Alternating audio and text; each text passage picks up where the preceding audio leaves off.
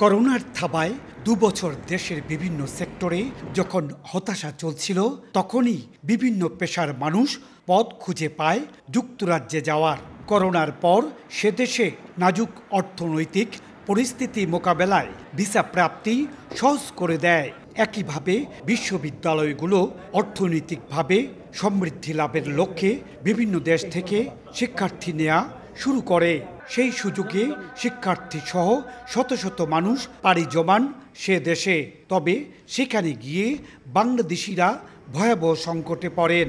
আমি এই দেশে 10 বছর ধরে আছি, অ্যাসাইলাম ক্লেম করছি।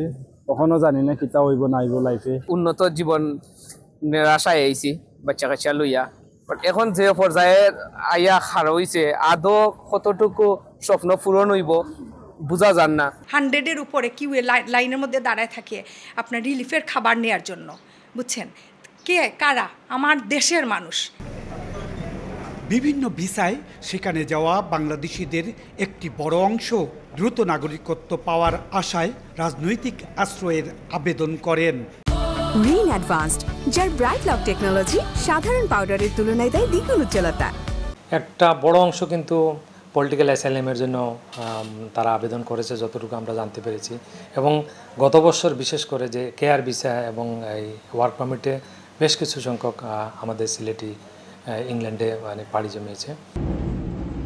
এদিকে যুক্তরাজ্য তাদের অর্থনৈতিক চাপ কমাতে রাজনৈতিক আশ্রয় প্রার্থীদের রুয়ান্ডায় পাঠানোর সিদ্ধান্ত নিয়েছে। যুক্তরাজ্যে আসা আশ্রয় প্রার্থীদের মধ্যে ৫,৭০০ জনকে এবছর রুয়ান্ডায় পাঠানোর পরিকল্পনা নিয়েছে যুক্তরাজ্য সরকার। ২৯ এপ্রিল এক আশ্রয় প্রার্থীকে রুয়ান্ডায় পাঠানো হয়েছে।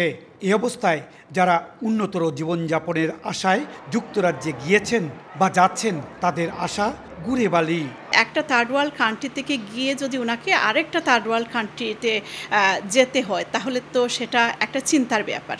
এখানে হিউম্যান রাইটস ভায়োলেন্স হচ্ছে। অভিবাসীদের পাঠানোর লক্ষ্যে ২০২২ সালের এপ্রিলে আফ্রিকান দেশ রুয়ান্ডার সঙ্গে $২৭২ মিলিয়ন একটি চুক্তি করে যুক্তরাজ্য। চুক্তির আওতায় 5 বছরে যুক্তরাজ্যে আসা অভিবাসন প্রত্যাশীদের জায়গা দেবে রুয়ান্ডা। ইকরামুল কবির, সময় সংবাদ, সিলেট।